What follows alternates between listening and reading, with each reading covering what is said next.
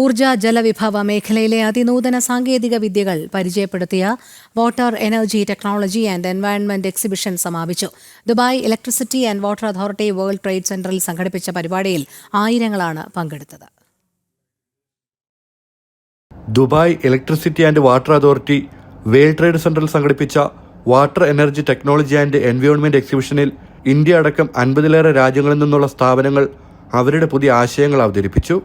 നിരവധി കരാറുകളാണ് ഇത്തവണ ഒപ്പുവെച്ചത്. മേളയിൽ Assam middle east contracting company LLC ശ്രദ്ധേയ സാന്നിധ്യമായി. വെറ്റെക്സിൽ ഓരോ വർഷവും ഊർജ്ജരംഗത്ത് അതിനൂതനവും സുസ്ഥിരവുമായ പദ്ധതികളാണ് ആസ ഗ്രൂപ്പ് പരിചയപ്പെടുത്തുന്നത്. വെറ്റെക്സിൽ ഇത്തവണയും സാന്നിധ്യം ഉറപ്പിക്കാനായതിൽ സന്തോഷമുണ്ടെന്ന് Asam middle east contracting company chairman CP Salih പറഞ്ഞു. വിറ്റെക്സ് ദേവയുടെ ഒരു വലിയൊരു ഇവൻ്റാണ്. അപ്പോൾ ആസ എല്ലാ വർഷവും കൃത്യമായിട്ട് പങ്കെടുക്കുന്ന ഒരു എക്സിബിഷനാണ് വിറ്റെക്സ്. അതിൽ ഇപ്പോൾ വിറ്റെക്സ് വലുതായി വരികയാണ്.